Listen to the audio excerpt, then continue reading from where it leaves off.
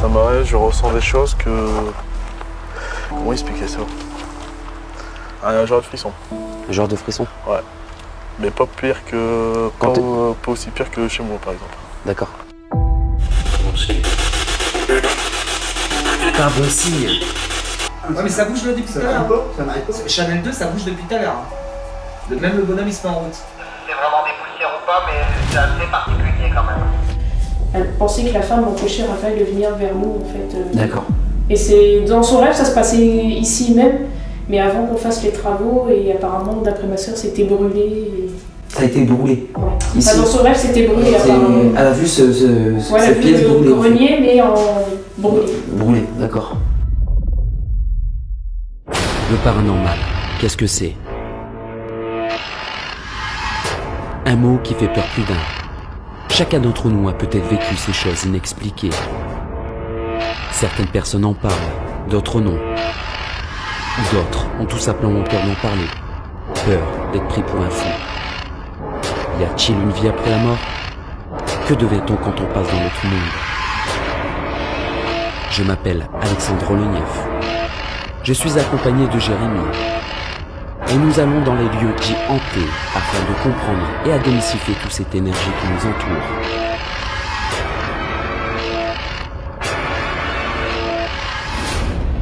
Nous sommes obscurs et vous allez vivre notre propre expérience.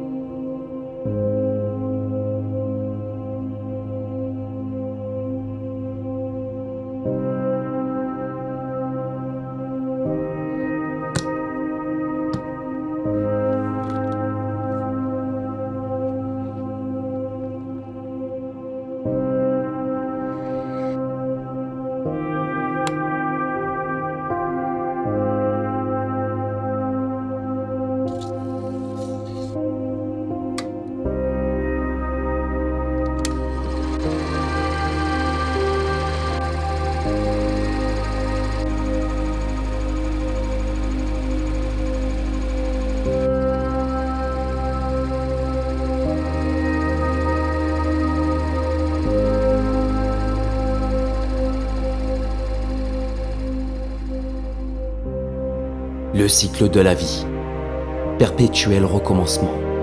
Nous donnons naissance à des petits êtres qui grandiront et donneront la vie à leur tour. C'est dans ce sens que cela doit se passer. Quand l'heure de notre mort arrive, ce sont les plus vieux qui partent en premier. Du moins, normalement. Car parfois, il arrive que la mort intervienne et change le cours normal des choses. Vivre une tragédie, la perte d'un enfant. Comment survivre à un tel drame? La mort laisse une peine que personne ne peut guérir. Comment revivre après la disparition de la chair de sa chair? Ce tournage va être très dur à surmonter et nous allons tous être affectés. Je suis avant d'être un enquêteur, un père.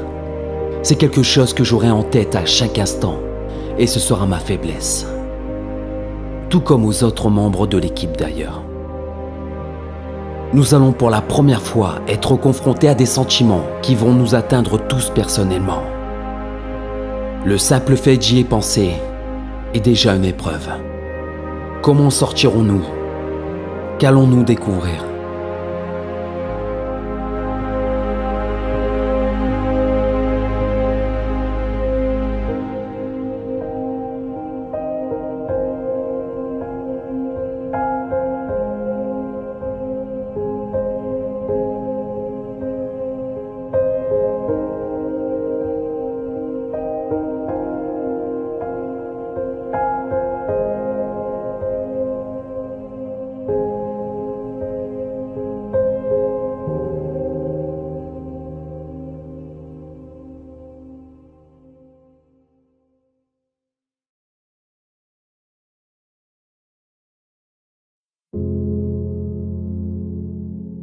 Nous sommes à Boulogne-sur-Mer pour y rencontrer Mélanie et Reynald.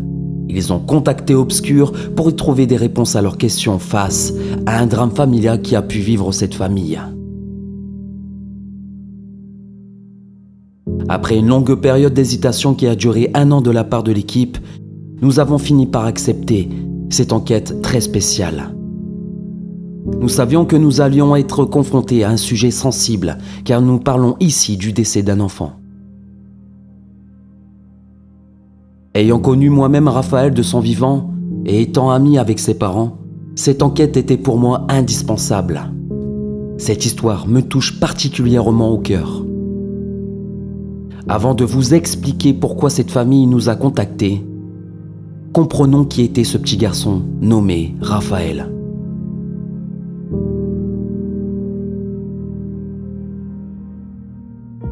Raphaël est né le 29 août 2011. C'était un petit garçon comme les autres, joueur, gentil et très curieux. Il aimait jouer avec ses figurines et se créer des histoires.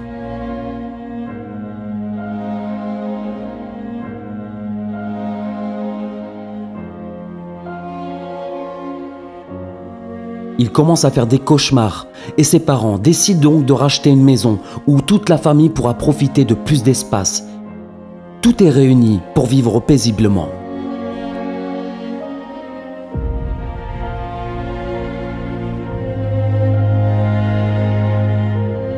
Reynald, le papa de Raphaël, décide donc de faire des travaux de rénovation dans cette maison, de la cave au grenier. Il se fait aider par le père de Mélanie. Mais un jour, tout a basculé. Quelques mois après le début des travaux, le père de Mélanie, dont Raphaël est très proche, décède brutalement en août 2015, alors âgé de 54 ans. C'est un premier drame que cette famille va vivre. Tout le monde va avoir du mal à s'en remettre. Mais cette page à peine tournée, c'est au tour de Reynald de tomber gravement malade. Lui ne décédera pas, mais il ne sera pas passé loin de la mort.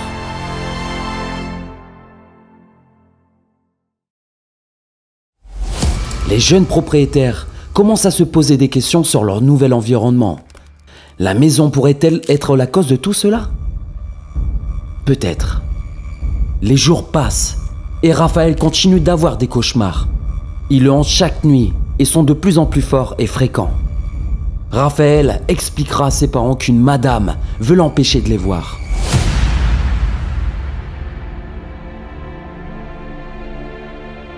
Reynald, face à la détresse de son fils, devient de plus en plus protecteur. Mais l'enfant commencera à avoir des soucis de santé. Et ses parents vont l'emmener à l'hôpital le 26 juin 2017 pour lui faire un bilan complet. Personne ne s'attend à ce que ça soit grave et la famille complète reviendra d'ailleurs à la maison seulement 2 jours plus tard, dont le mercredi 28 juin 2017. Mais Raphaël a toujours des douleurs abdominales et persistantes. Reynald et Mélanie commencent à s'inquiéter de l'état de santé de leur enfant. La décision d'hospitaliser de nouveau le petit bonhomme est prise. Vendredi 30 juin, il rentre à l'hôpital de Boulogne. Le lendemain, le samedi 1er juillet, il va être transféré d'urgence à Lille vers 9h30 du matin. Son état est préoccupant. Les médecins vont lui faire une biopsie et vont détecter une forme de cancer rare. Un lymphome de Burkitt. Dimanche 2 juillet, malgré son état préoccupant, Raphaël va faire un dessin à ses parents pour les rassurer car il les voyait pleurer. Il voulait être fort.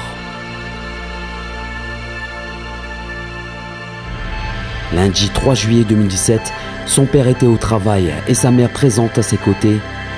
Ils se sont réconfortés, mais à la fin, courageux et héroïques. Il s'envolera parmi les anges, quelques instants plus tard, à 16h29.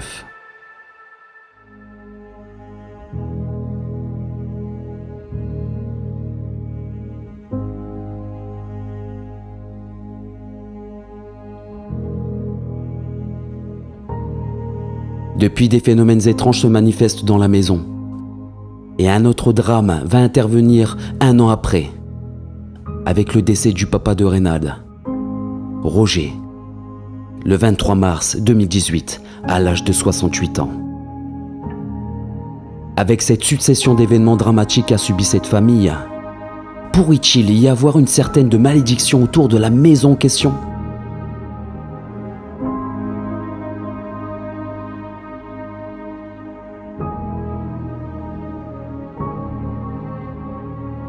Les parents de Raphaël continuent de ressentir une sensation d'oppression. L'observation qui s'amplifie de jour en jour. Ils se demandent d'où cette énergie provient et ils souhaiteraient pouvoir communiquer avec leur enfant pour savoir s'il va bien, là où il est. Ils ont donc décidé de nous contacter à la vue de notre expérience et nous expliquer leur histoire. Pour en savoir plus, nous décidons alors de faire une interview. Et il nous emmène directement au 3e étage, sans avoir même visité la maison. Une fois à l'intérieur, nous ressentons tout de suite une certaine émotion et une oppression intense. Reste à voir ce qu'ils ressentent au fond d'eux, et le récit de leur expérience personnelle. Alors ici, il s'est passé des choses ici Ici, c'est une de mes soeurs, la veille de l'enterrement de mon petit garçon. En fait, elle est venue dormir à la maison quelques jours. Donc les premiers jours, elle a dormi en bas, donc elle a fait tout ça. Mais bon, à cause du chien qui embêtait un peu le monde, du coup, elle a voulu dormir ici. Et en fait, donc, on lui avait mis un lit dépliant collé au mur. Et du coup, en fait, dans la nuit, elle a rêvé en fait de mon petit et la dame que mon petit rêvait aussi. Enfin, on se doutait que c'était la même personne. Et après, pendant le rêve, tout seul, elle s'est sentie happée. Oui, dans son rêve. Et du coup, en fait, le lit s'est retrouvé là et elle s'est retrouvée par terre. Et du coup, elle était enceinte de 6 mois à ce moment-là. Elle était enceinte de 6 mois. D'accord. Donc elle a rêvé de cette personne. Donc ça reste toujours une caractère féminine alors. Voilà, elle rêvait d'une vieille dame et qui était avec mon petit, elle le tenait par la main. Et nous, on était, moi, mon autre soeur et ma mère, on était dans le rêve. Apparemment, on était de ce côté-là. On les regardait et ma soeur, d'après ce qu'elle avait vécu, elle pensait que la femme empêchait Raphaël de venir vers nous, en fait. D'accord. Et dans son rêve, ça se passait ici même, mais avant qu'on fasse les travaux. Et apparemment, d'après ma soeur, c'était brûlé. Ça a été brûlé. Ouais. Ici. Dans son rêve, c'était brûlé. Apparemment. Elle a vu cette pièce brûlée. Le grenier, mais en brûlé. Brûlé, d'accord.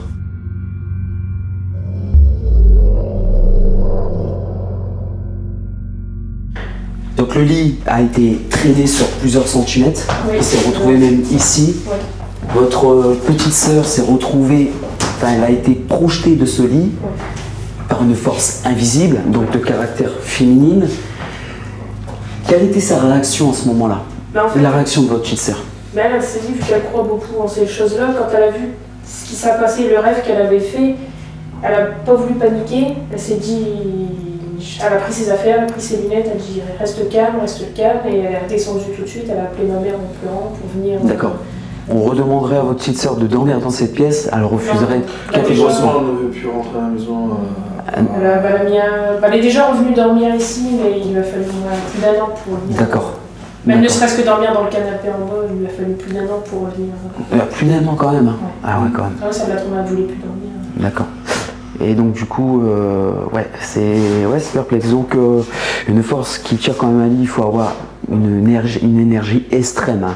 Une énergie mais phénoménale pour qu'il puisse attraper du solide. Parce qu'à partir de ce moment-là, de le faire traîner, il faut y aller quoi. Faut vraiment. Est-ce qu'elle a ressorti avec des griffes, des marques? Elle a eu des griffes. Elle avait 3 griffes apparemment au niveau de son coude. Enfin, c'est ma mère qui les a vues parce qu'elle se plaignait d'avoir mal. Ma mère l'a regardé, elle a enlevé son gilet, elle avait 3 griffes. Ouais, donc chaud. Ce témoignage nous a glacé le sang. En effet, nous apprenons que la sœur de Mélanie a vécu une expérience traumatisante dans cette maison. Le lendemain du décès de Raphaël, étant venue dormir à la maison pour être auprès de sa sœur, elle a aussi fait un cauchemar dans lequel elle a vu une dame happer Raphaël, comme pour l'empêcher de voir ses parents. Ce qui est très perturbant, c'est que cette pièce était en feu. Lorsqu'elle s'est réveillée brusquement, elle a pu constater que le lit avait été tiré sur plusieurs dizaines de centimètres.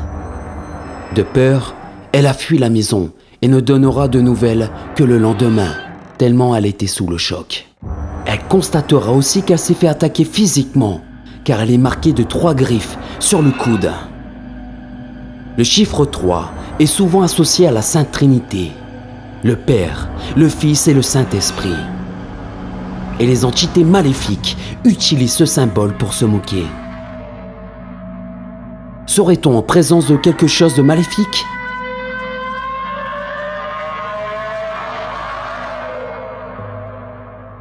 Pour chercher après les pièces manquantes de ce puzzle, nous allons directement dans la chambre de Raphaël.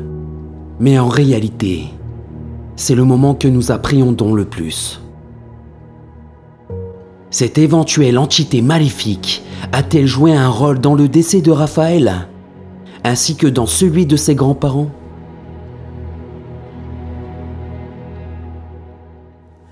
Donc là, dans la chambre du petit garçon, Oui. pouvez-vous un peu m'expliquer un petit peu Voilà, si c'était sa chambre. C'était sa chambre. Oui. Donc pour les personnes qui nous regardent, il est décédé aujourd'hui. Donc ça fait combien de temps qu'il est Un an et décédé? demi. Un an et demi. D'accord. Il est décédé à l'âge de 5 ans et 10 mois. 5 ans et 10 mois. D'accord. Qu'est-ce que ça vous fait quand vous êtes dans cette pièce alors aujourd'hui? L'heure d'aujourd'hui, de la peine, de la tristesse et... La compréhension? bah déjà pas entendre sa voix déjà à la base. Ouais. Des choses qu'il me dit, qu'on peut pas dire, que voilà. C'est des choses qui me bloquent. Pourquoi ça vous Et bloque? que j'arrive pas à rentrer parce qu'il est pas là. Vous arrivez plus à rentrer dans cette pièce? Moi perso personnellement, j'arrive pas et même j'ai essayé de dormir ici. J'arrive pas. Vous n'arrivez pas? J'arrive pas, je suis bloqué. J'ai un blocage. Vous avez un blocage? Et moi personnellement j'arrive à bien rester ici et j'ai même réussi à dormir ici et je dormais super bien. Au contraire je dormais mieux ici que... D'accord. Est-ce que votre enfant a vécu aussi des choses paranormales dans cette maison? Est-ce qu'il vous parlait de certains phénomènes qu'il vivait chaque nuit? Parler de... Enfin après je me pose la question... Depuis qu'il est tout petit en fait, même avant de vivre ici, il a toujours...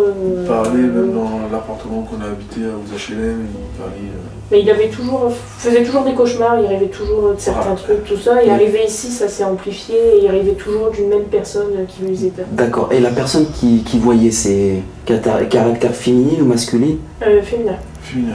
C'était une femme, il disait toujours il y a une madame qui voulait m'attraper ou une madame. Madame, d'accord. C'est pour ça que moi j'étais plutôt... j'étais plus le protecteur en fait. Protecteur, hein, d'accord. Mais il y a une fois où vraiment Une fois, là, il il nous nous a a vraiment fait fait... flipper, c'est le lit en lui-même, il a tremblé. Il a réussi à claquer Il a 3 tremblé. fois, il a réussi à faire Mais claquer le lit 3 fois. 3 fois en claquant. Et c'est à ce que je me posais la question. Et quand tu es rentré dans cette pièce, t'as ressenti quelque chose de particulier avant qu'on Bah, te nous, confie on ça? était plus paniqués en fait, on l'a entendu. Ouais, voilà, j'étais paniqué, mais quand je parle de ça, rien de parler de ça, j'ai des frissons. Donc après, Ça vous impacte toujours encore? Encore à l'heure aujourd'hui? Ouais, ça m'impacte. Ça vous a resté marqué? Ouais. Il y a des choses qui me marquent quand même. Ouais. Ouais. Mais qu'est-ce qu'il voyait alors du coup? C'est une femme ou un homme? Du coup à ce moment-là? C'est là la question que je me posais. C'est ça cette question. Après moi j'avais un chapelet. Donc le chapelet je l'avais mis sur le lit et une fois on l'avait vu en morceaux. 2-3 fois on l'a retrouvé carrément. En morceaux. éclaté. Le chapelet, vous l'avez retrouvé en morceaux? Ouais. En toute honnêteté, vous croyez que c'est Raphaël qui aurait pu jouer ou... Il aurait pu Oui, je pense qu'il aurait peut-être pu s'amuser. s'amuser, mais je pense qu'il vous l'aurait peut-être Bah après dit. il aurait dit c'est moi qui l'a cassé. Voilà. Mais il vous a pas donné d'informations comme quoi c'est lui qui avait cassé ce chapelet? D'accord. Ça appartient à qui ce chapelet? Parfois vous vous demandez pas si vous serez pas dans cette maison, ça aurait pu se passer autrement dans une autre maison?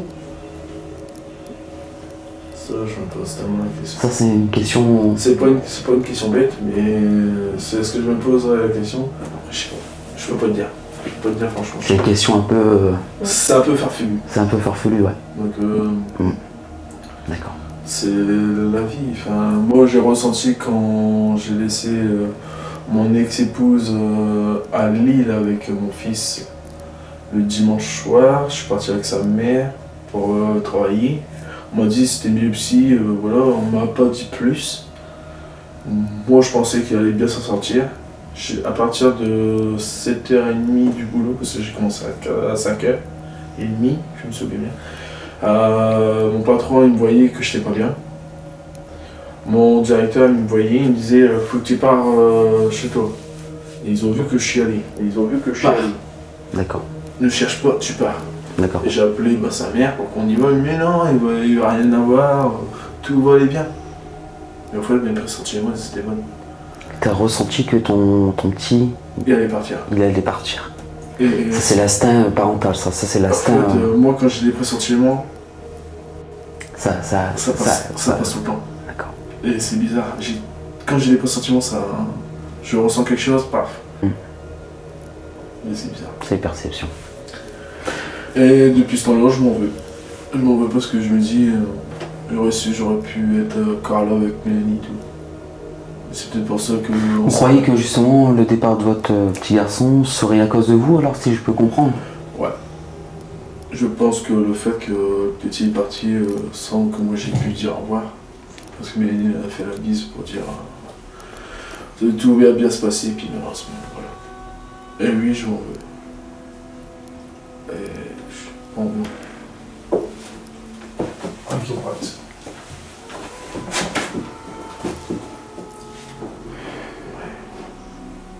C'est très dur. Très dur. Je vais aller le voir. Restez là.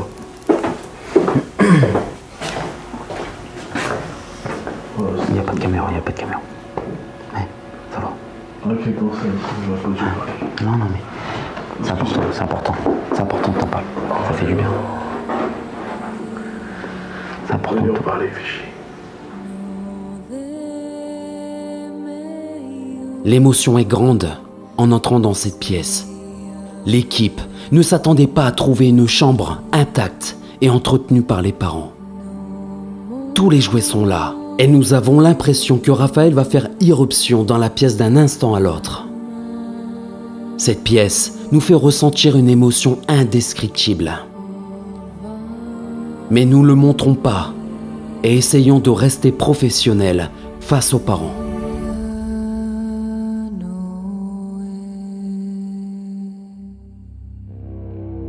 Reynald nous explique alors que Raphaël avait lui aussi vu une dame dans un cauchemar.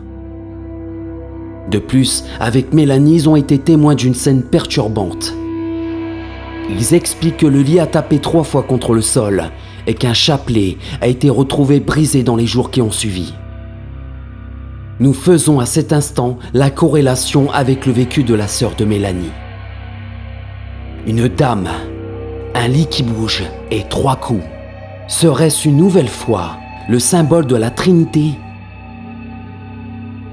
Est-ce la même entité maléfique qui serait venue voir Raphaël quelques jours après son décès?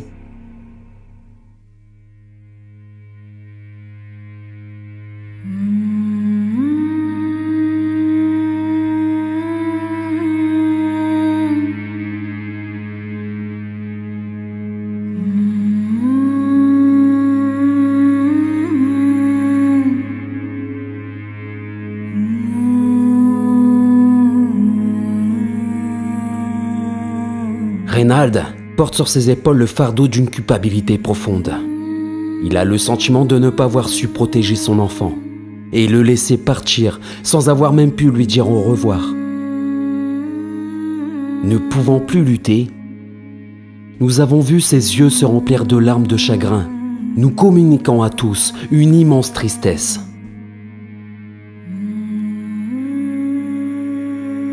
Nous avons pu tous ressentir la douleur que pouvaient vivre ses parents ayant perdu leur enfant.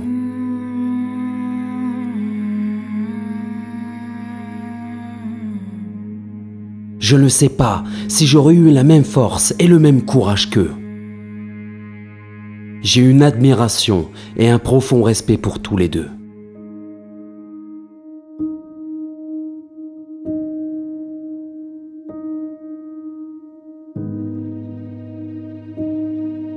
Nous tenions à faire quelque chose de symbolique. Nous voulions aller voir la tombe de Raphaël. La dernière fois que je l'ai vu, il était encore en vie, et ce sera pour moi une véritable épreuve. Nous nous rendons donc avec Mélanie et Reynald au cimetière, découvrir la dernière demeure de cet ange.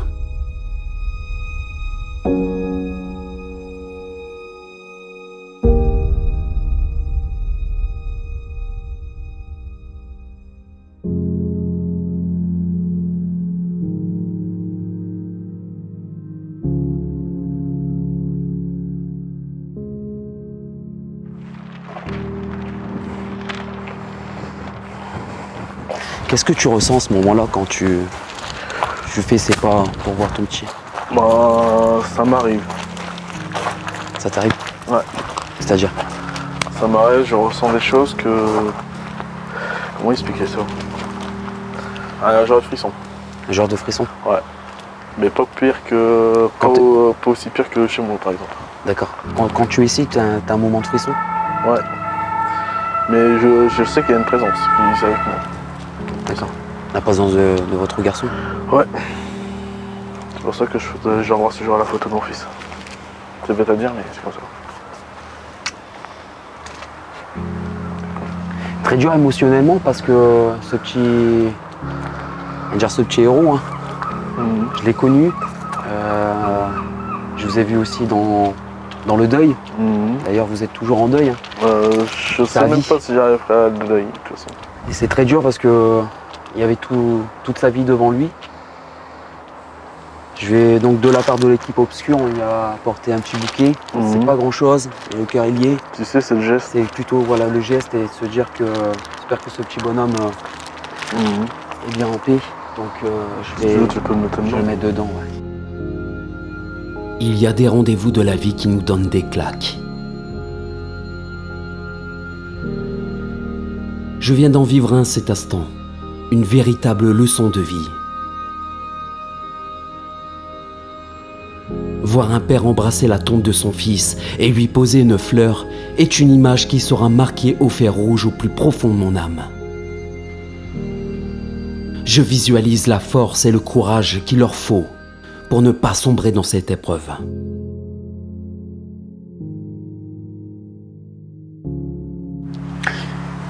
On a du mal à trouver les mots quand même. Je sais. Là, je me sens totalement impuissant face à vous, parce que je trouve pas les mots. Je sais pas comment... De toute façon, il n'y a pas de mots. Trouver des solutions pour vous expliquer. De toute façon, il n'y a pas de mots pour ces choses-là. Il sera toujours dans notre cœur, puis c'est tout. C'est ce qu'il faut dire. Il a été fort avec nous, il sera fort avec maintenant.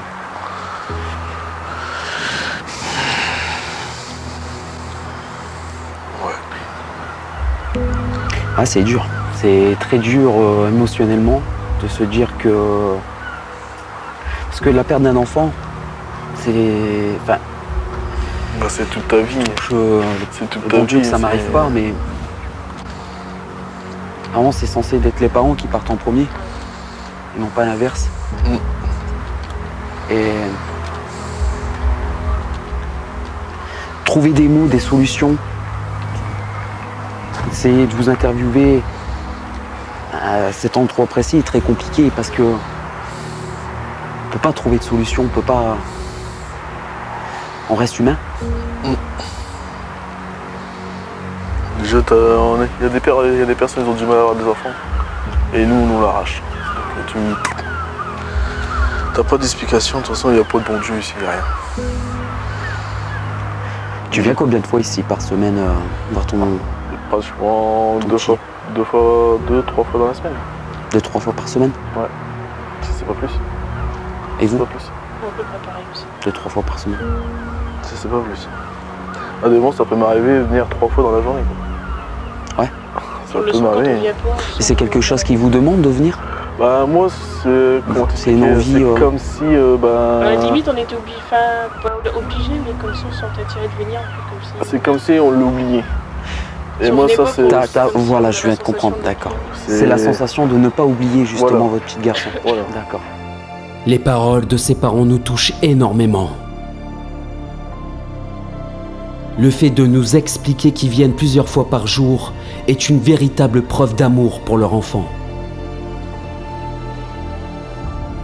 Leur témoignage va bouleverser complètement l'équipe présente et le professionnalisme va être mis de côté à l'instant pour laisser place aux larmes et à la sensibilité de chacun d'entre nous.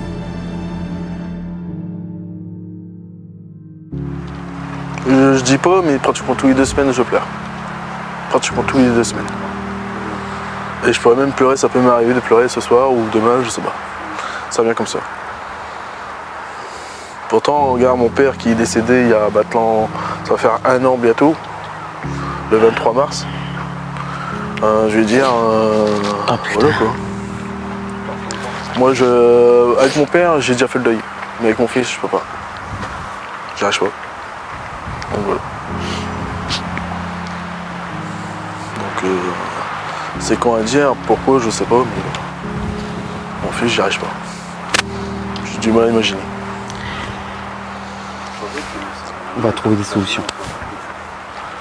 On va essayer de communiquer avec votre psy. On va tout faire. Déjà en premier temps, savoir s'il va bien. Déjà, ouais. Savoir s'il se sent en sécurité. Qu'est-ce que tu attends de cette enquête? Qu'est-ce que vous attendez de cette enquête? Moi, trouver des solutions, trouver des réponses à vos questions. Voir s'il va bien, c'est Ouais, voilà, c'est surtout ça, moi je demande, c'est juste ça. Comment dire? Son énergie à lui, s'il est toujours aussi bien dans sa vie, enfin, où qu'il est actuel. S'il ne nous voit pas souffrir, qu'il ne nous voit pas, enfin, voilà quoi. De toute façon, j'ai promis que je resterai fort pour lui, c'est tout. Désolé, j'arrive pas à trouver.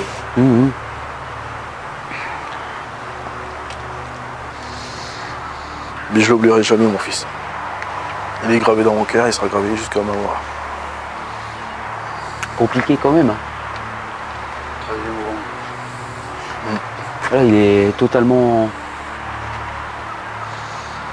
Ah, désolé, Sly, mais... Ouais. Film, j'ai rien. Cet instant, c'est mais c'est compliqué. C'est important parce que on est papa avant tout.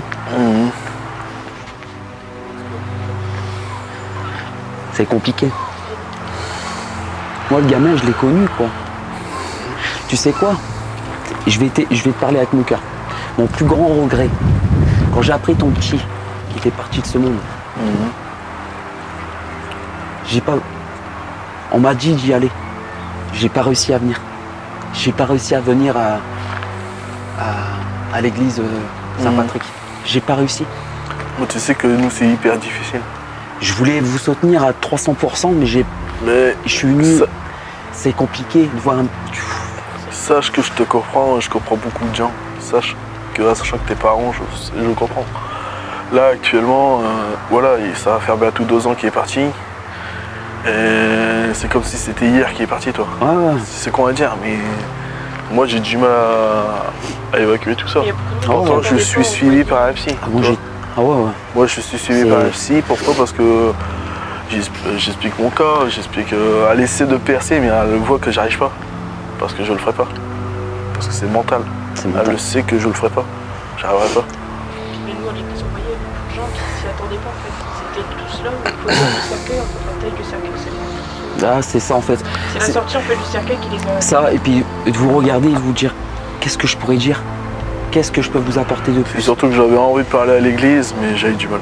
Parce que j'y croyais plus à l'église. Tu croyais plus en Dieu à ce moment? Pour moi, c'est une baliverne qu'on raconte dans des bibles et tout pour dire ce qu'il y a ci, alors. Raphaël, c'est un guérisseur. Oui, j'ai pris les noms d'archanges. Un guérisseur de quoi? Il est décédé. Toi, la question que tu te poses. Toi, pourtant, moi, j'étais croyant sur les archanges, mais j'y crois plus. C'est con à dire, mais j'y crois plus. Mais bon. Comme vous avez pu le comprendre, l'histoire de Raphaël est tragique et peu banale. La mort rapide et soudaine de ce petit garçon est profondément triste. Mais tous les éléments qui entourent cette mort sont troublants. Plusieurs questions restent en suspens pour le moment. Les décès successifs de ses grands-parents, ainsi que Raphaël qui tombe lui aussi gravement malade, sont-ils liés par la même force? Pourquoi Raphaël voyait-il une dame dans ses cauchemars? Est-ce la même entité féminine qu'a vu la sœur de Mélanie, elle aussi dans un cauchemar? Mais surtout, Raphaël est-il en sécurité là où il est? Autant de questions que ses parents se posent également, et nous avons bien l'intention de trouver les réponses. L'équipe est déjà très affectée, mais nous devons nous ressaisir pour notre enquête de nuit. Nous installons donc le matériel en positionnant dans les endroits les plus stratégiques de la maison. En fonction des témoignages que nous avons pu recueillir, je décide de commencer l'enquête directement par la chambre de Raphaël.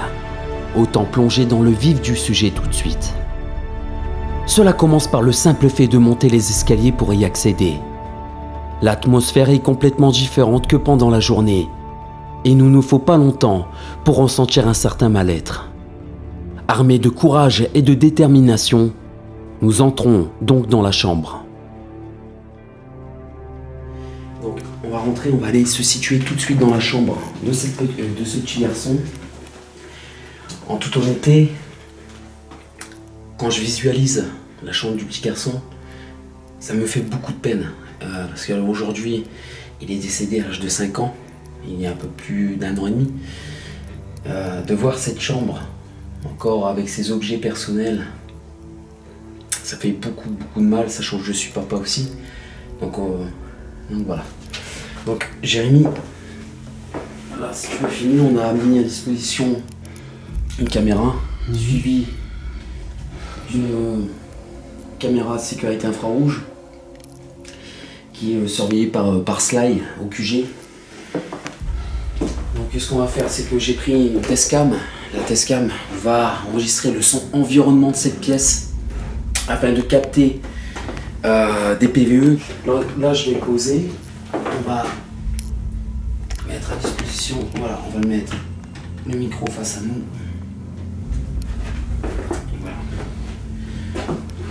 Alors, on va se présenter.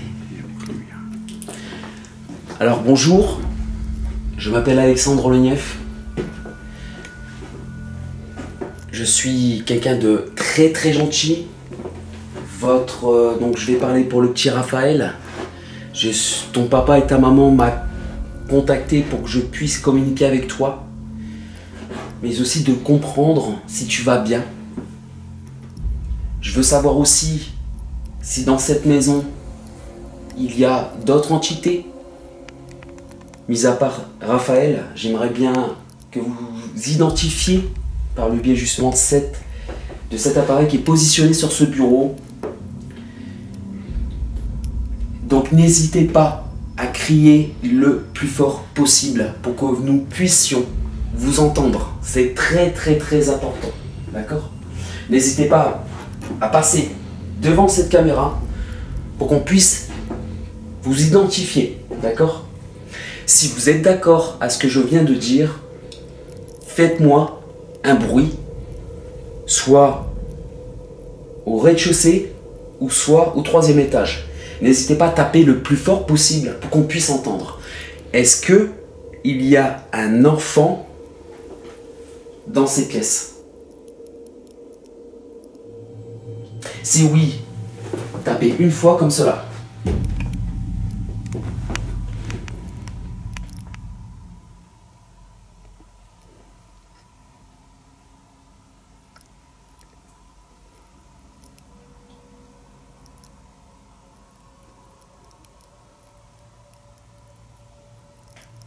Est-ce que Raphaël, tu es présent avec nous?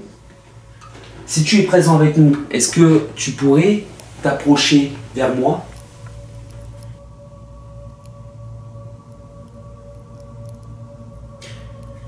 Donc Raphaël, ou d'autres entités bien sûr, tu vas te demander qu'est-ce qui... N'aie pas peur, hein. Si tu as peur, n'aie pas peur. C'est papa et maman qui m'a envoyé pour que je puisse parler avec toi.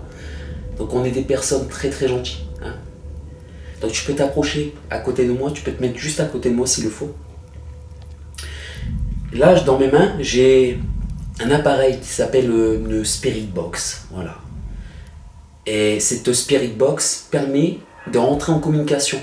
Donc grâce à cet appareil, c'est très dur émotionnellement. Ouais, je ressens. Mais j'imagine c'est pire que tout. Pour toi, c'est pire. Bah, c'est très dur parce que je me mets à la place de cette famille, de ses parents. C'est terrible, tu veux dire, c'est terrible. Parce que...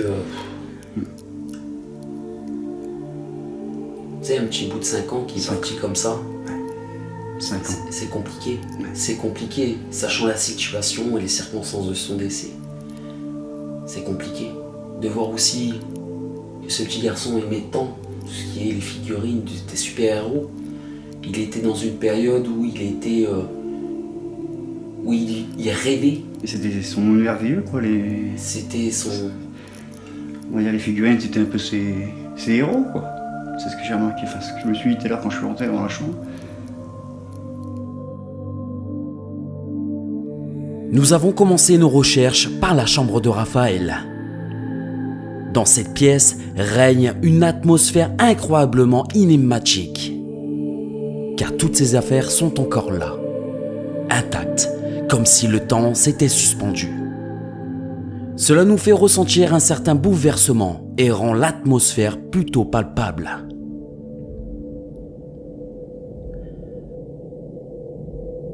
Dans ce contexte très perturbant, je vais utiliser la Spirit Box, en espérant de capter la voix de Raphaël ainsi que d'autres entités.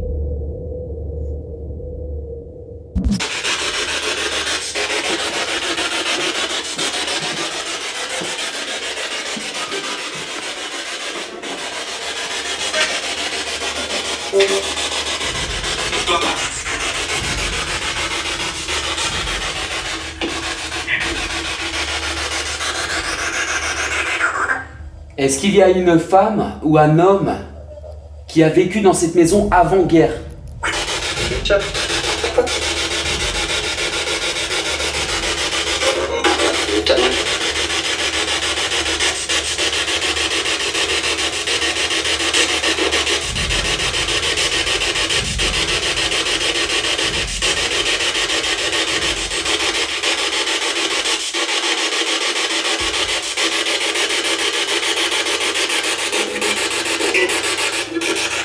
Est-ce que vous voulez qu'on parte de cette maison? Si oui, dites-le moi. Faites-le moi savoir, s'il vous plaît. Par le biais d'un bruit.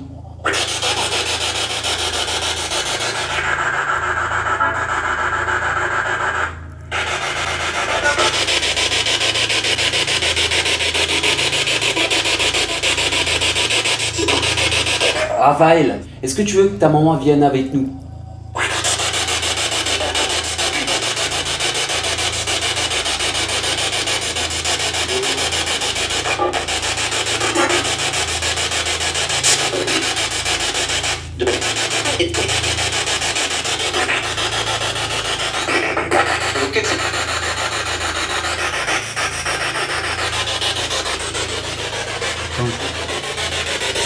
Raphaël, est-ce que tu veux que ton papa vienne te voir?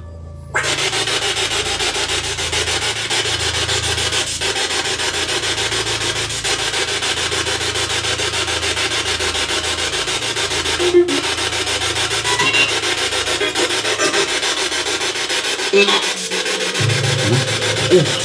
Non.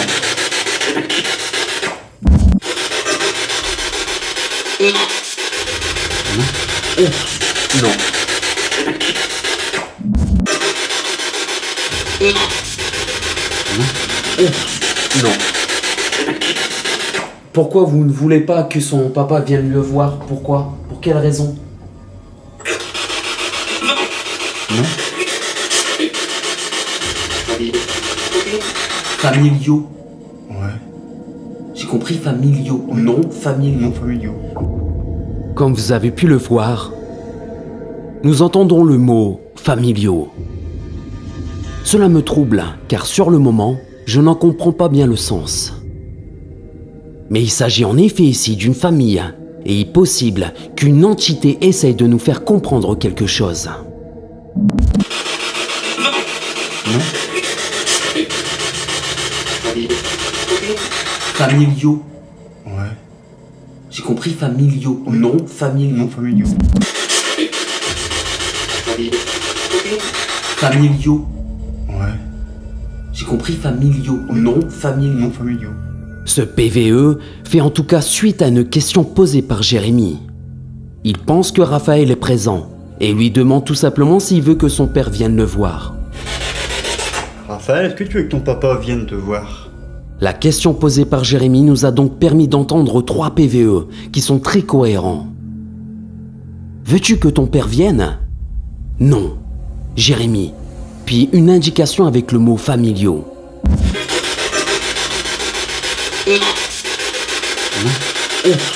Non.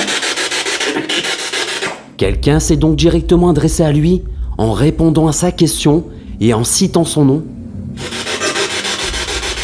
Non.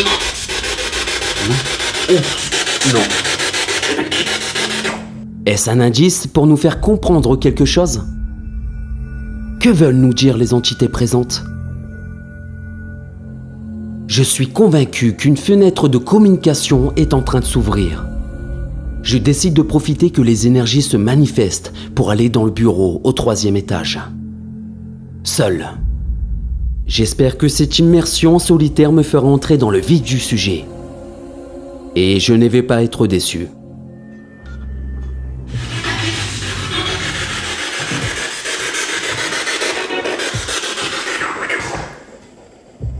J'ai cette impression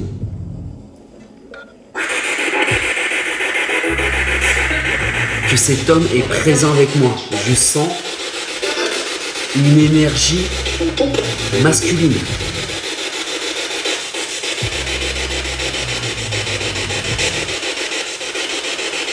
Cette sensation est très désagréable.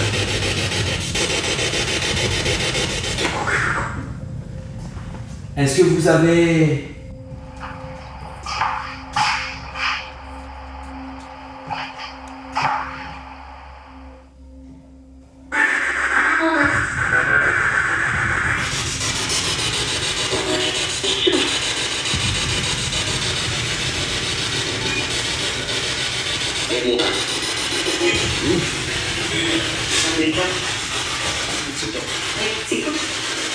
Est-ce que vous êtes une personne mauvaise? Est-ce que vous êtes démoniaque? Est-ce que vous côtoyez le bas astral?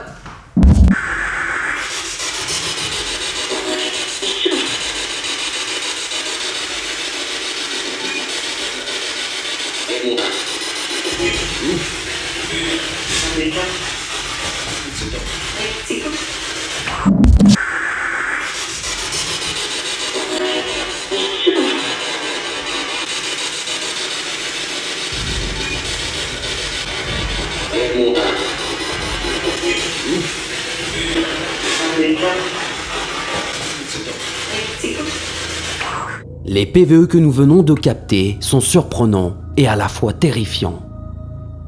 Sommes-nous face à des entités curieuses ou agressives? Mais ce que nous avons pu filmer à ce moment-là va être un enchaînement perturbant d'événements. Soyez attentifs à ce qui va suivre.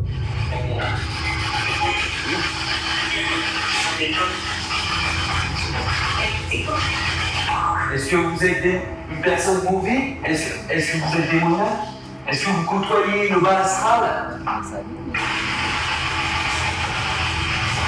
Je suis tout seul. Essayez de me pousser, dites-moi. Faites bouger cette lampe.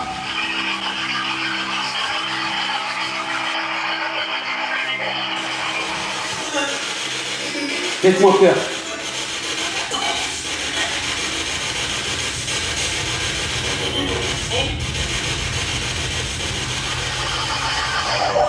Oh, Jérémy, dis-lui que la caméra en bas, il y a un coup dedans. Quelques mains. D'accord, tu l'as pas vu? Oui, ça vient de shooter dans la caméra là. En effet, ce que vous avez pu constater, c'est qu'à l'instant précis où j'ai demandé de faire bouger un objet, essayez de le pousser, dites-moi, faites bouger cette lampe. Sly s'aperçoit que la caméra du sous-sol est en train de se déplacer petit à petit.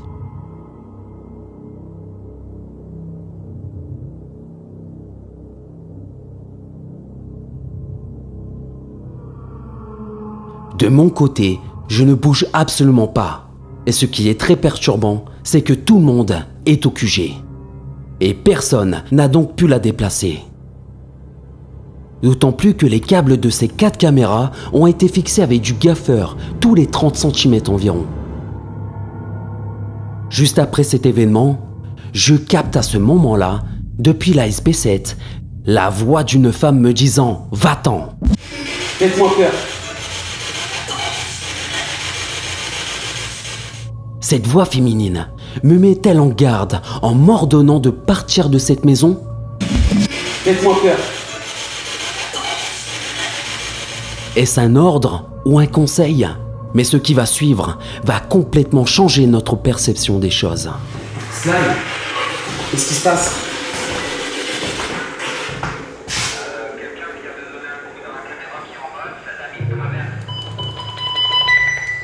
Tu peux répéter, j'ai pas trop entendu.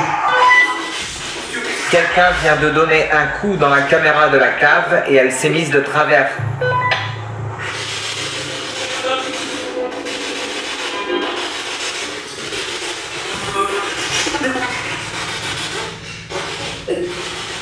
Sly m'a dit attention, attention, j'ai entendu dire attention. Je confirme pour le attention. Sly m'a dit attention, attention, j'ai entendu dire attention. Sly m'a dit attention, attention, j'ai entendu dire attention. Je confirme pour le attention. Pourquoi? Qu'est-ce qui se passe? Si je descends dans le sous-sol, qu'est-ce qui va se passer? Est-ce qu'il y a quelqu'un de négatif dans cette maison? S'il est négatif, qu'il s'identifie tout de suite. En bas, en bas, en bas, en bas.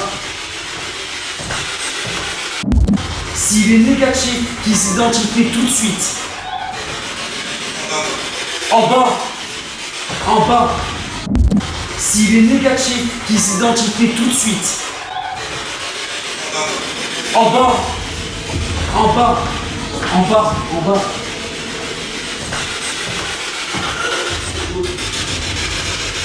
T'as entendu, Sly? Ça dit en bas.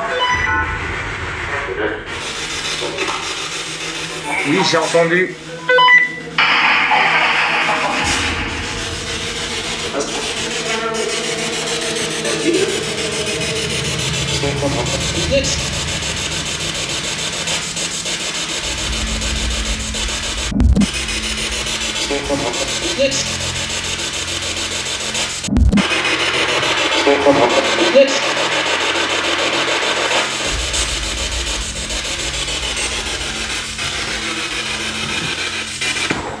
Je ressens beaucoup de froid, enfin je sens du froid.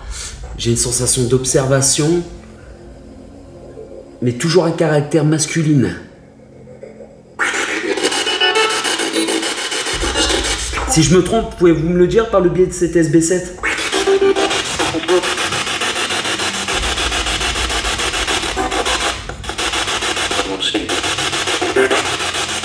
Pas bon signe.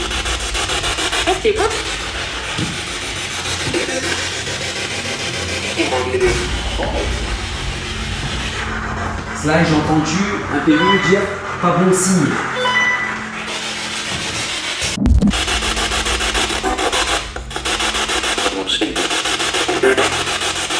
Pas bon signe.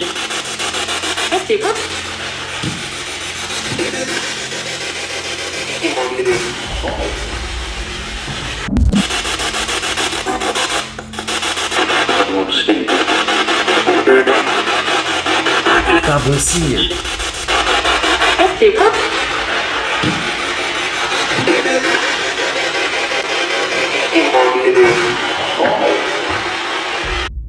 Une fois de plus, nous entendons une série de PVE totalement incroyables, voire même surréalistes.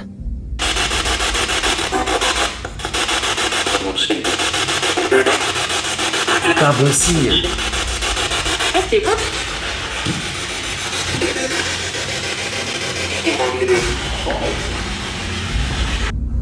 En effet, lors de l'interview de Mélanie, elle nous avait expliqué que sa sœur avait été comme attaquée pendant son sommeil et le lit a même été tiré sur plusieurs centimètres.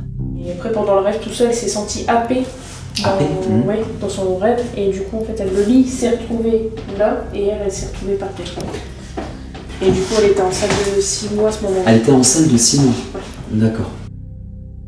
Le plus perturbant, c'est que cette entité a conscience de notre présence, car elle sait que nous filmons cette scène.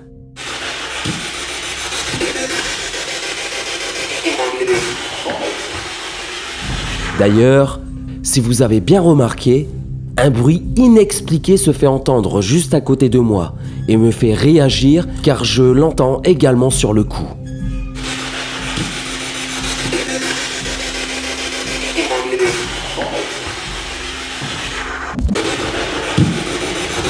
Nous avons analysé les images pour voir si ce n'était pas moi qui avait heurté quelque chose. Mais à cet instant précis, je ne bouge pas. Sommes-nous en présence de la même entité? N'aurait-elle pas tapé sur quelque chose par colère? Car elle ne voulait pas être prise en vidéo? Et surtout, veut-elle me faire du mal? Toujours est-il que nous n'avons pas encore pu communiquer avec Raphaël.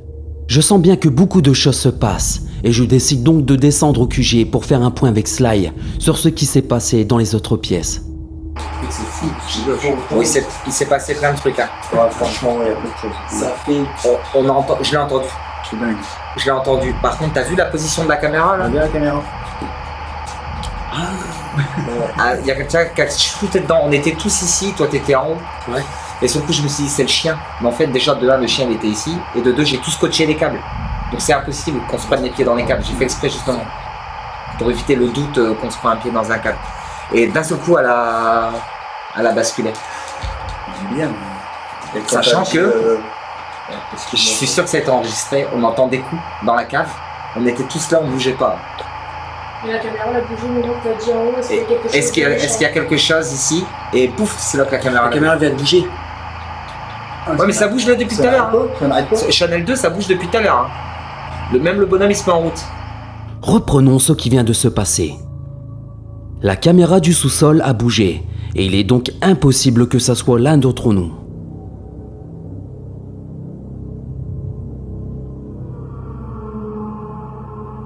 Sly entend dans son casque des bruits et le fait d'ailleurs remarquer.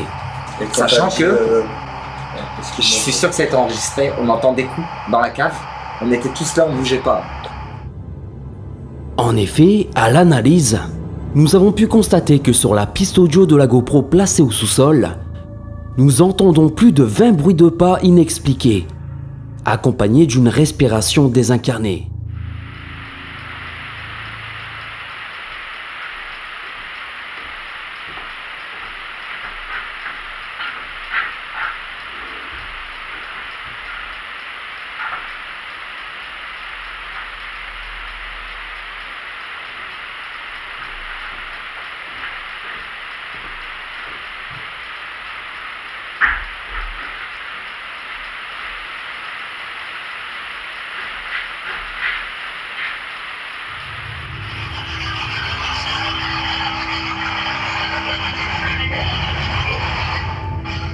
Le coup que j'ai entendu et le déplacement de la caméra sont-ils deux événements liés?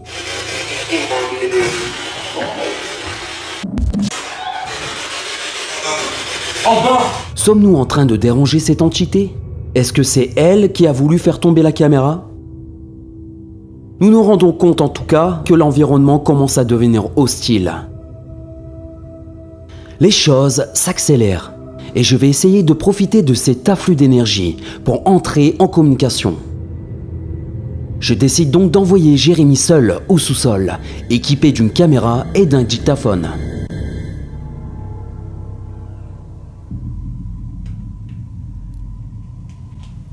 Qui est avec moi dans la cave? On entend des bruits distincts ici. Faites-moi un petit signe, s'il vous plaît. Je suis pas venu là pour vous faire du mal. Je suis venu là pour aider Raphaël, aider son papa et sa maman. C'est tout.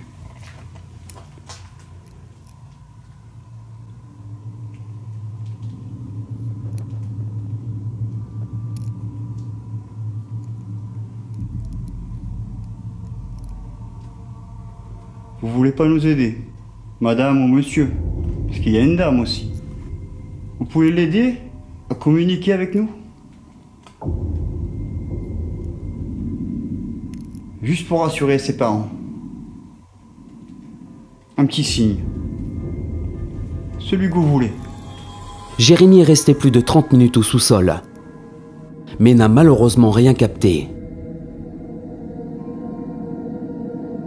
Nous décidons de le faire remonter. Et je vais prendre l'initiative d'aller au 3e étage, afin de mettre en œuvre une stratégie pour parvenir à communiquer avec Raphaël.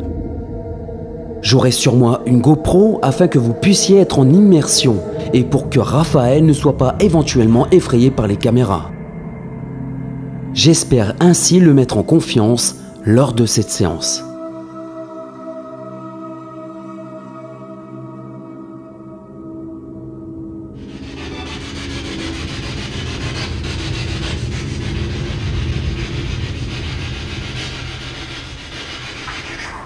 Est-ce que vous voulez que je reste dans cette chambre? Ou tout simplement dans la salle de jeu? Ou dans la salle où se trouve le bureau, au 3e étage?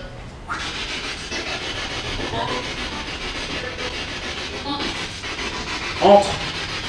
Entre. J'ai compris, entre. Écoute, je suis un peu troublé parce que j'ai entendu entre. La voix d'un petit garçon.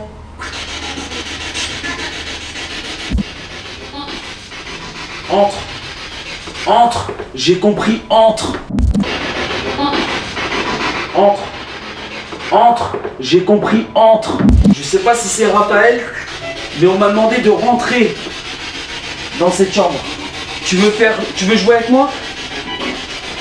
Est-ce que tu veux que papa joue avec toi au Marvel? Au super-héros?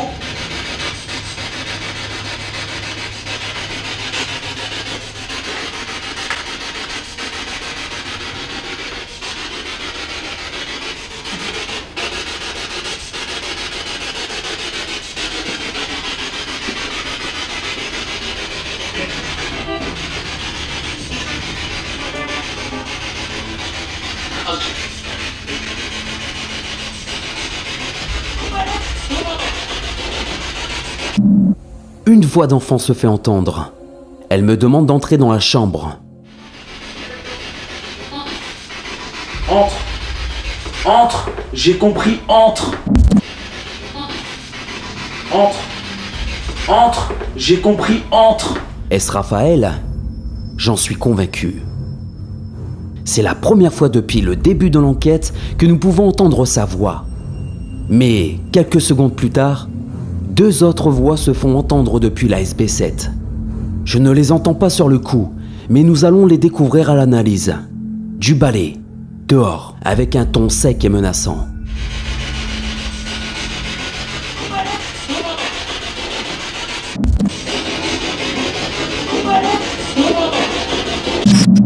Nous commençons à comprendre que quelque chose bloque la communication avec l'enfant. Est-il sous la protection d'une autre entité? Ou sous son emprise? Quel est le lien entre Raphaël et ces entités? Raphaël, réponds-moi s'il te plaît, n'aie pas peur. Regarde, on va jouer un jeu. Hop, regarde, t'as vu, ça fait de la fumée. Tu as vu? C'est drôle, hein, c'est rigolo, hein. Ça fait de la fumée. Et là, en fait, comme tu peux voir... Et là, en fait, comme tu peux voir... Et là, en fait, comme tu peux voir...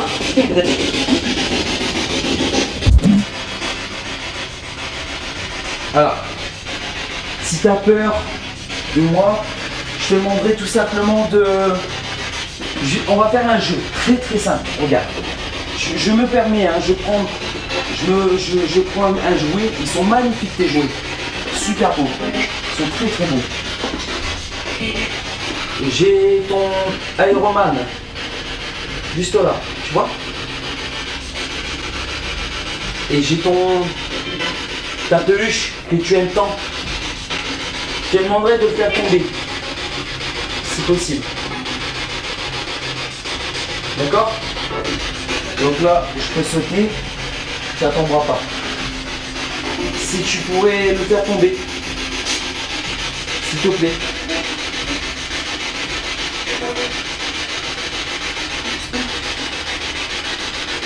Est-ce que tu peux pousser, s'il te plaît?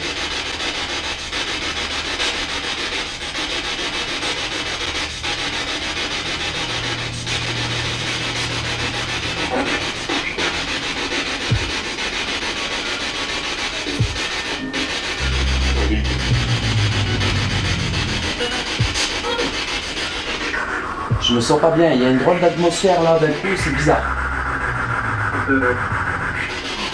Wow, j'ai entendu Raphaël. J'ai entendu Raphaël, mais c'est un homme qui me l'a dit. Ça serait peut-être ton père, Reynald.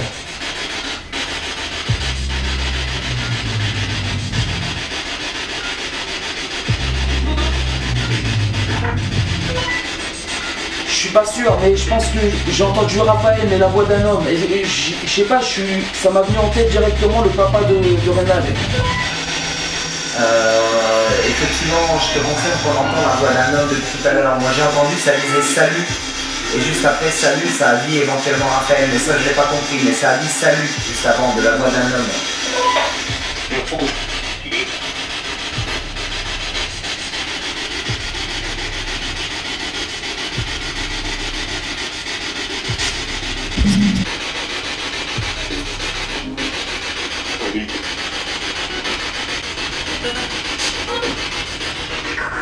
Je me sens pas bien, il y a une drôle d'atmosphère là d'un coup, c'est bizarre. Wow, j'ai entendu Raphaël. J'ai entendu Raphaël, mais c'est un homme qui me l'a dit. Ça serait peut-être ton père, Reynald. Mon intuition était bonne. Une nouvelle série de PVE se fait entendre. Sur le moment, je n'entends pas le « salut » que nous avons découvert quelle analyse.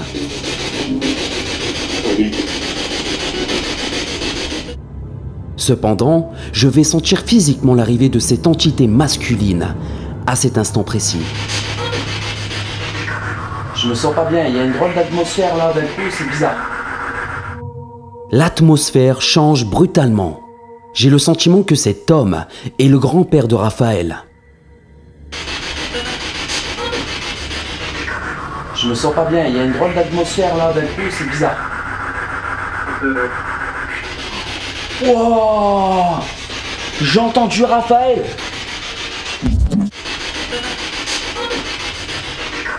Je me sens pas bien, il y a une drôle d'atmosphère là d'un coup, c'est bizarre. Wow, j'ai entendu Raphaël. Je ne peux l'expliquer, mais c'est un ressenti que j'ai au plus profond de moi. Sentiment qui va se confirmer lorsque je vais entendre le prénom de Raphaël dans la Spirit Box. Reynald va d'ailleurs confirmer qu'il s'agit de la voix de son père. Je veux continuer à aller plus loin et je vais retourner au QG pour prendre la caméra thermique. Tout en remontant l'escalier, je sens que l'atmosphère est de plus en plus lourde et pesante. Les entités nous préparent-elles quelque chose ?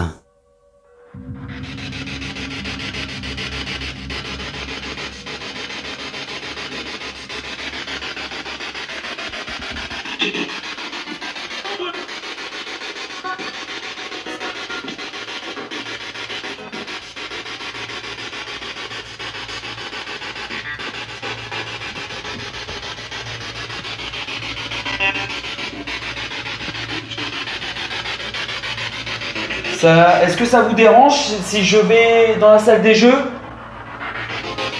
Enfin, la salle de jeu plutôt. Est-ce que Raphaël, tu me donnes ton autorisation?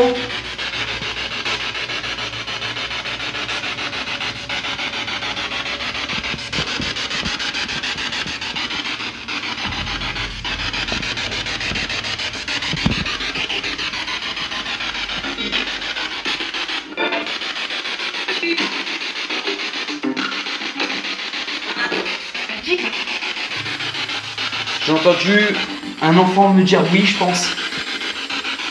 Je suis pas sûr. Oh,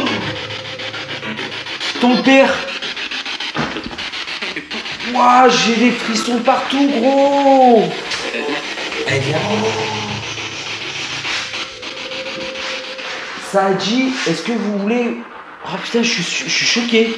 Je suis choqué. Je suis choqué.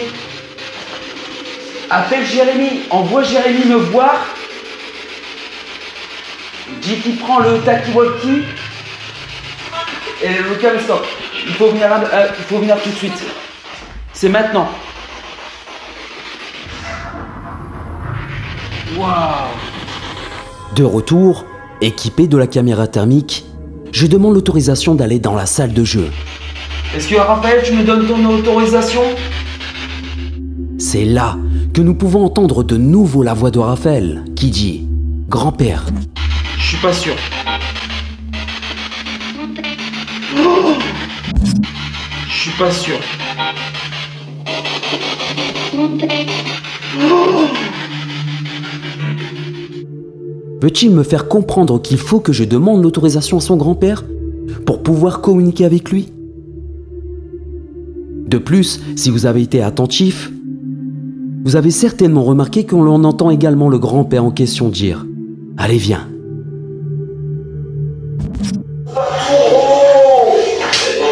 Allez, viens. Ils sont partout, gros.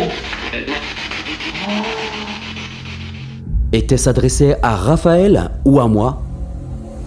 Est-ce que c'était son autorisation pour aller dans la salle de jeu? Ou alors, protège-t-il l'enfant? En tout cas, je pense qu'il joue un rôle capital dans cette enquête. Je vais décider de faire monter Reynald. Sa présence nous permettra peut-être de mieux comprendre.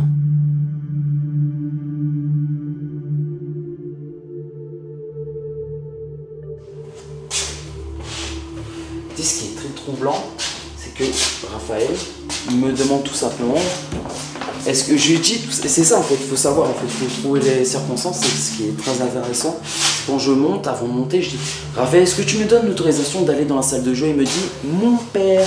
Et ça se peut qu'en fait, il fallait que je te demande l'autorisation pour que je puisse aller dans la salle de jeu. Demande soit à papa, soit à maman. D'accord, mais c'est plus son père, non? C'est quand c'est maman à travail, il demande à papa. D'accord. Et quand c'est l'inverse, c'est que si papa il travaille, il demande à maman.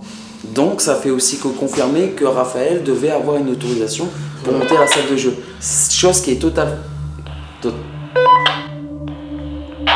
information, on vient d'entendre marcher, Mélanie et moi, on vient d'entendre marcher dans les escaliers alors que vous étiez tous les trois en haut et nous deux en bas.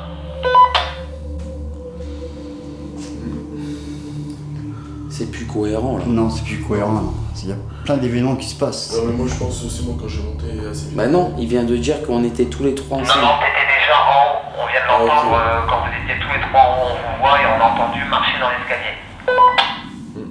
Le gamin te suit. Donc le petit me suit. Il te suit, le gamin. J'ai fait un résumé à Reynald sur ce qui vient de se passer. Et il me confirme effectivement que Raphaël devait avoir une autorisation pour aller dans la salle de jeu. De plus en plus, j'ai le sentiment que le grand-père protège Raphaël. Je suis pas sûr. Oh, je suis pas sûr. Oh. Je vais décider d'emmener les deux parents dans la salle de jeu. Nous allons les laisser seuls et surveiller ce qui se passe depuis le QG. J'espère que leur présence sera un élément déclencheur pour aboutir à une communication avec Raphaël.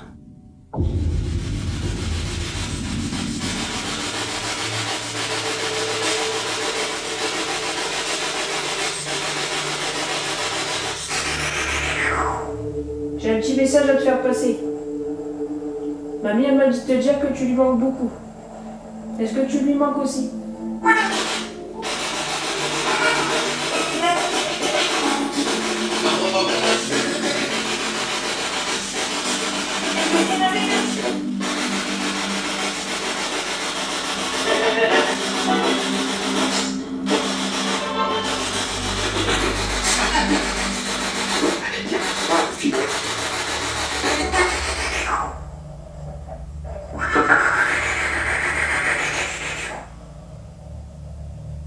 Est-ce que tu sais comment s'appellent les gens qui sont avec toi?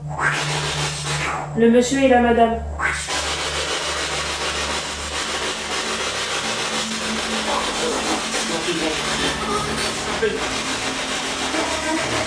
Est-ce que tu sais comment s'appellent les gens qui sont avec toi?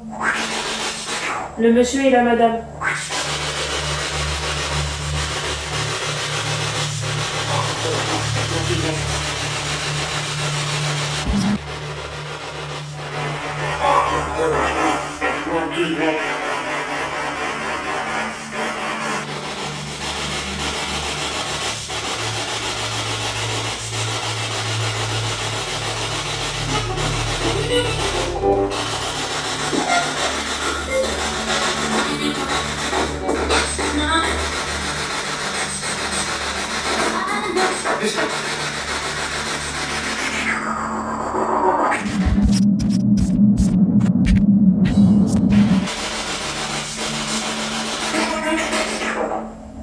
Et la madame qui est avec toi, est-ce que c'est la madame que tu voyais dans tes cauchemars?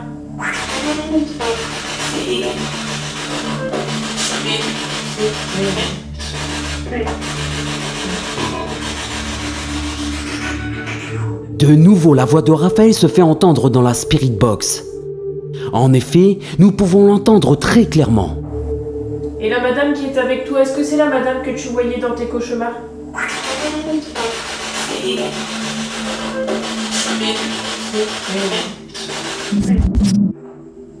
Et la madame qui est avec toi, est-ce que c'est la madame que tu voyais dans tes cauchemars?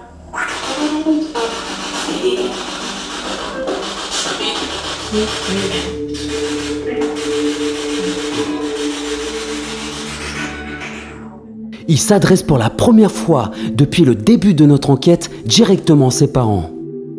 Nous l'entendons essayer de rassurer sa mère en lui demandant de rester calme.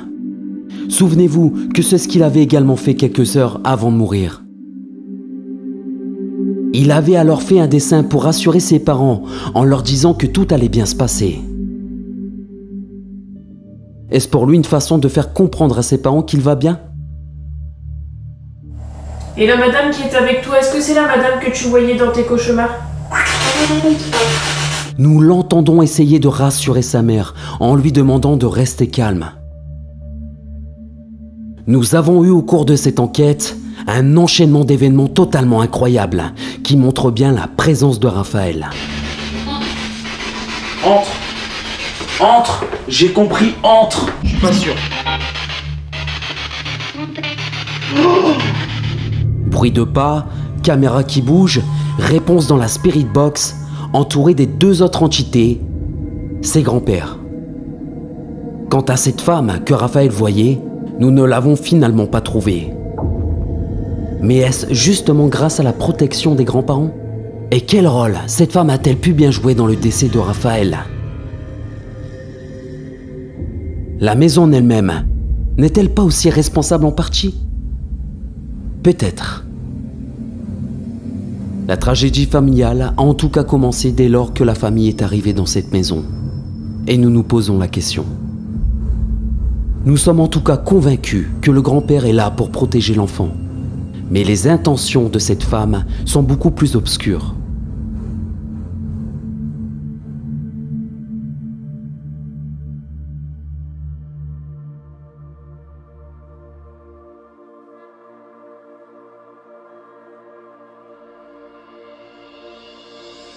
Que l'on soit un homme ou une femme, il est très difficile de vivre avec la douleur de la perte d'un enfant. Mais qu'en est-il pour les enfants eux-mêmes?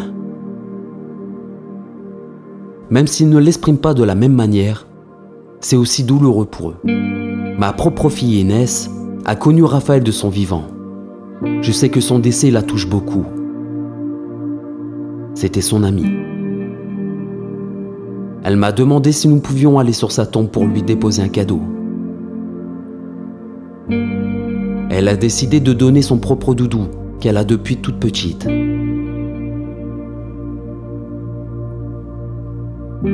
C'est une peluche auquel elle tient beaucoup. Un objet très personnel.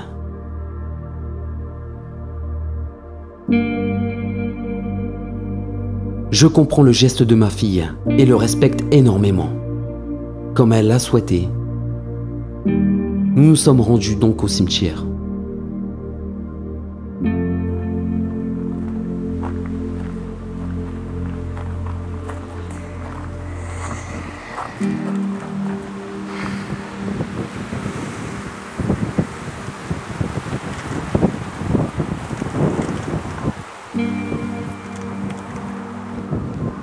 Moi, je suis content d'être là et ça me fait drôle parce que c'était un ami avant.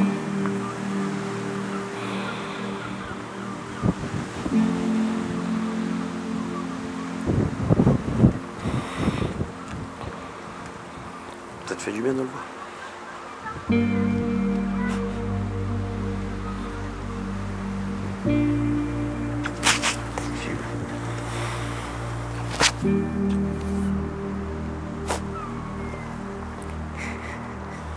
Ça fait bizarre.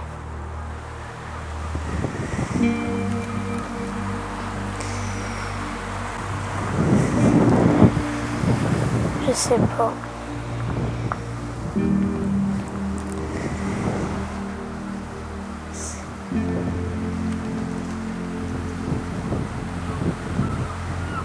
Ça fait un peu drôle de le voir comme ça, quoi.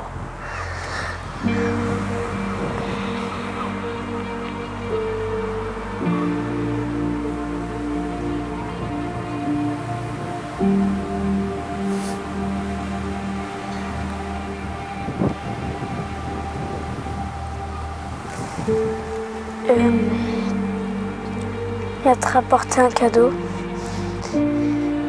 Et voilà, c'est un doudou qui m'appartient. Et du coup, je suis venue pour te le donner. Je vais le poser.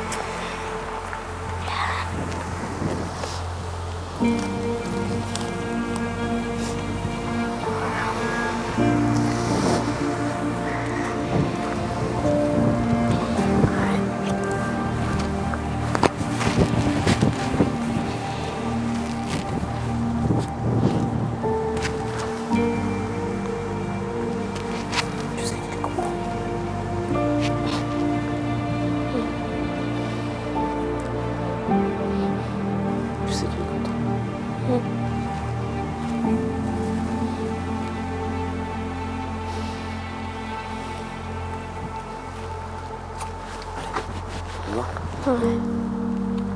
Tu dis au revoir. Au revoir.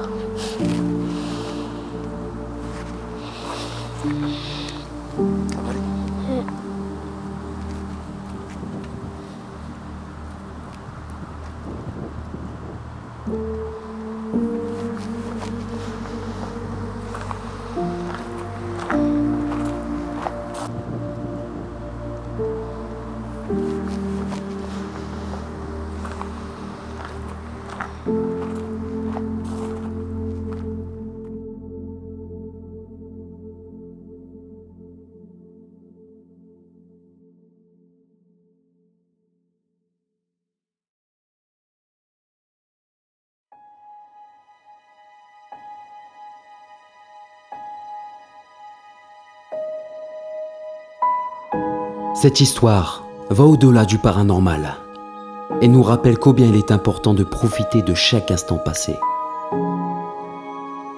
La vie est précieuse, fragile et peut se briser facilement.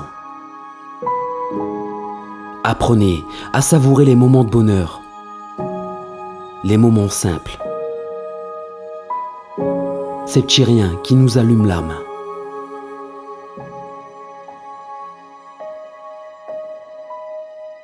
La vie ne tient qu'à un fil et qui ne demande qu'à se briser.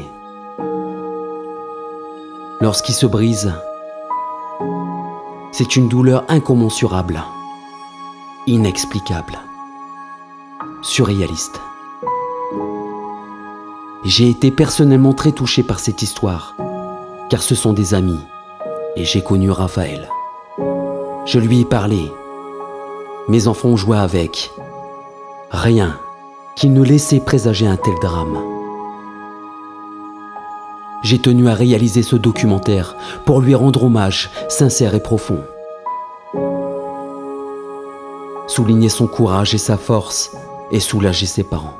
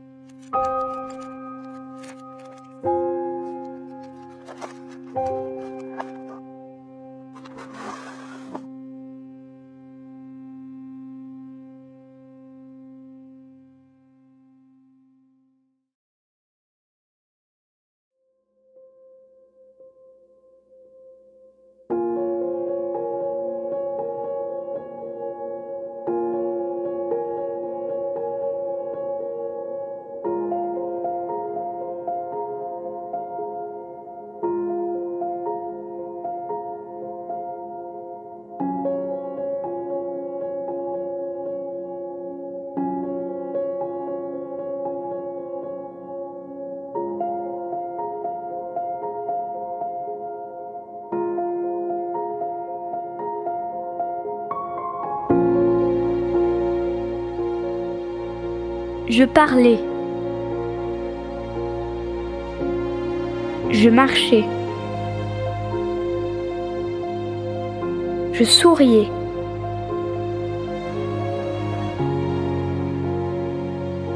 Et je continuerai toujours à sourire quelque part en vous, dans le cœur de chacun. Je suis partie. Peut-être pas si loin. Peut-être y a-t-il une étoile de plus dans le ciel. J'ai goûté au monde, innocent. Peut-être, oui. Et déjà enjôleur et coquin. Vous avez envie de dire, c'est pas juste. Je me suis juste endormie un peu trop longtemps. Paisible. Je suis partie. Comme un ange tout bronzé au milieu du soleil de juillet. J'avais presque 6 ans.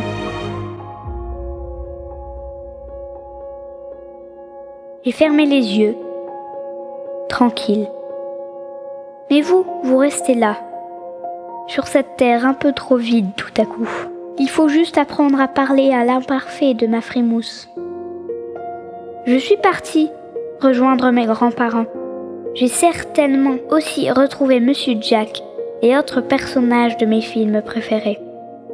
Vous n'oublierez pas. Jamais. Je vous ai charmé et je resterai avec vous d'une façon ou d'une autre. Quoi que la vie ait pu décider,